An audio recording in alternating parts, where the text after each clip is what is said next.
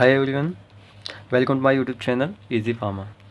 तो आज की वीडियो में हम एक नया सब्जेक्ट आपके लिए लाए हैं जिसका नाम है फार्माकोलॉजी। देखिए, फार्माकोलॉजी देखा जाए तो डी फार्मा जो सबसे ज़्यादा बच्चों के लिए हार्ड होता है वो फार्माकोलॉजी ही होता है। इसकी मेन वजह क्या है? क्योंकि इसमें टोटली आपको क्या पढ़ना पड़ता है? ड्रग्स।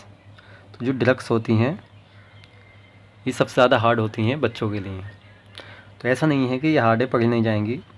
आप हमारे चैनल पर बने रहिए, हम आपको इनको इतनी इजी लैंग्वेज में आपको बताएंगे जिससे कि आपको फार्मेसी बहुत ही इजी लगने लगेगी और आपको कोई दिक्कत नहीं आएगी, ना ही नोट्स में और ना ही समझने में। देखिए, आपको कोई चीज़ समझ नहीं आती है, आप हमें डिस्क्रिप्शंस में व्हाट्सअप लिंक पे हमारे ज्वाइन हो सकते हैं, हमसे बात कर सकते हैं, या आप सीधे कमेंट बॉक्स में भी हमसे बता सकते हैं जो भी आपको समझ नहीं आ रहा है। या तो हम उस टॉपिक के ऊपर अलग से एक नया वीडियो बनाएंगे या आपको वहीं पर समझा देंगे। तो ऐसा नहीं है कि आपको समझना है और आप हमसे ना कहें आपको कुछ समझ नहीं आ रहा है तो आप कह सकते हैं।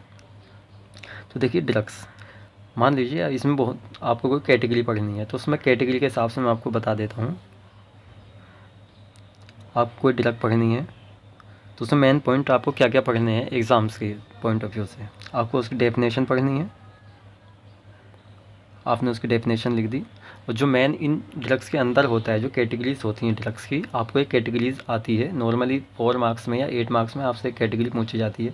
तो उसमें पहले जो कैटेगरी में आपसे पूछता है वो आपको डेफिनेशन लिखनी है। दूसरा जो मेन इसमें होता है वो होता है क्लासिफिकेशन। देखिए, क्लासिफिकेशन मेन होता है क्योंकि क्लासिफिकेशन के अंदर ही आपके सारे साल्ट होते हैं। जो साल्ट होते हैं, मैंने फार्माकोलॉजी में जो मेन आपको पढ़ना है वो साल्ट ही पढ़ने हैं।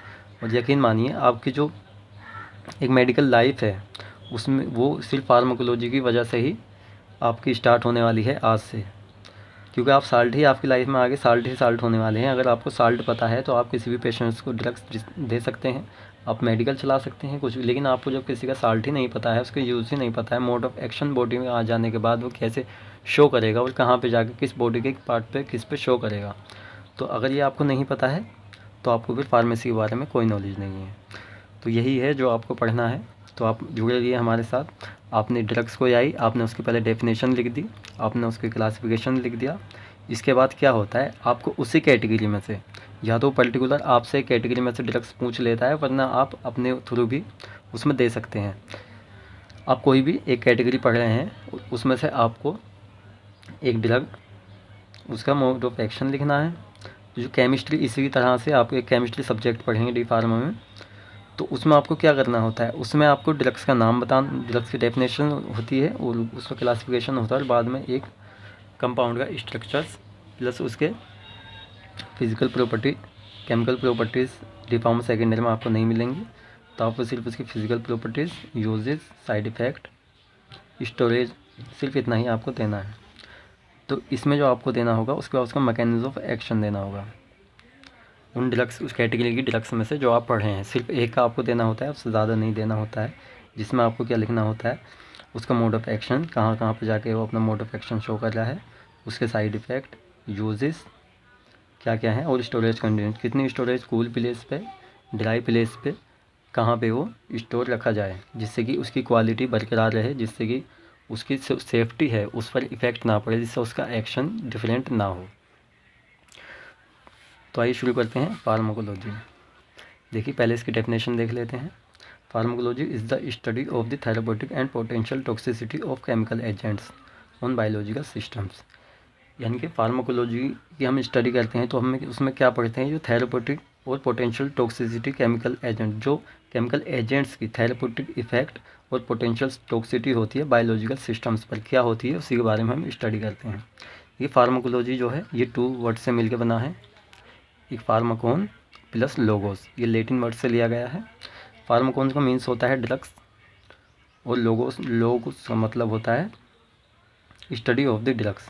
यानी इस फार्माकोलॉजी के अंदर हमें टोटली ड्रग्स की स्टडी करनी है। The study of the drugs in a 2 words, pharmakon and logos. तो फार्माकोन प्लस लोग से मिलकर फार्माकोलॉजी वर्ड बना है।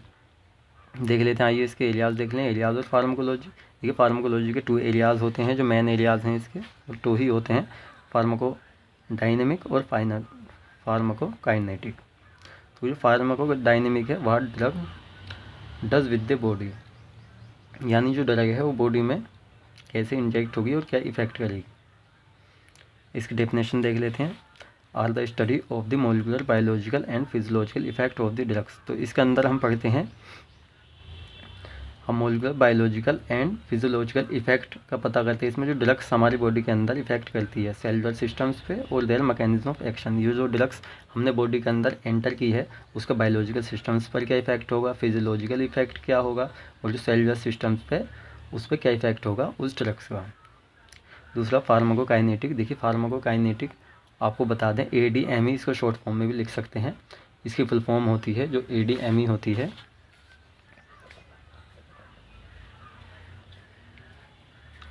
Absorption,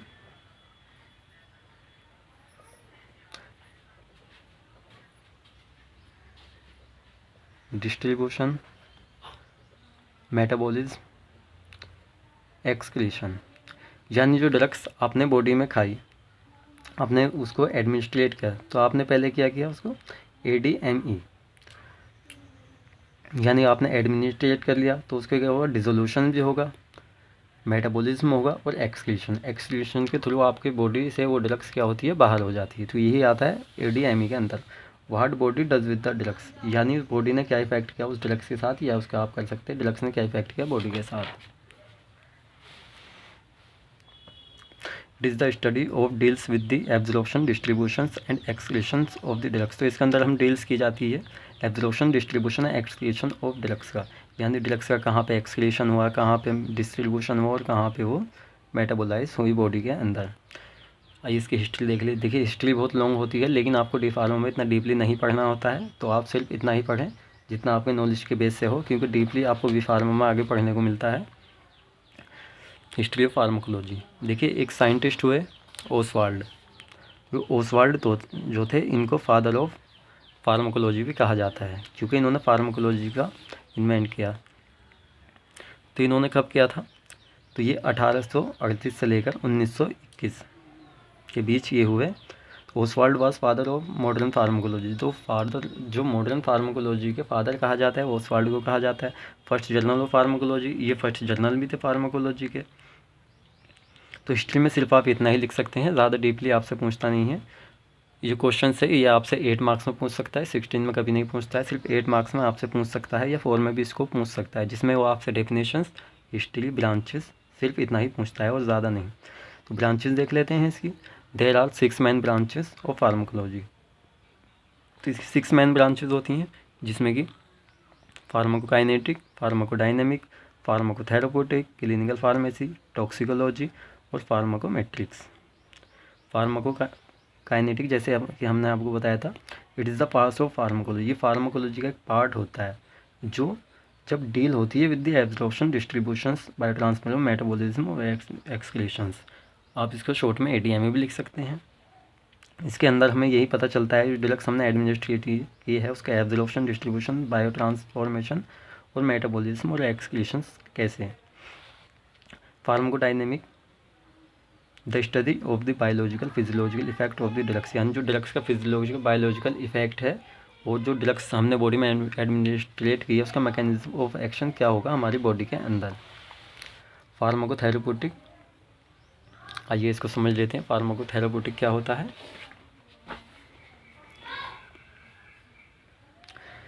it is the applications of drug in preventions and treatment of disease, यानी कि जो ड्रग्स होती है उसका प्रिवेंशंस कैसे किया जाए, उसके यूज़ किया जाए और किस ट्रीटमेंट के लिए उसको यूज़ की जाए, ये किसके अंदर आती है, फार्माकोथेराप्यूटिक। यानी ड्रग्स का जो थेराप्यूटिक इफेक्ट है उसको इसके अंदर हमने डिवाइड किया है।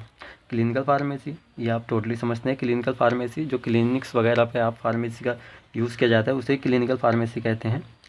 Drug are ultimately means to cure human suffering, the branch cancer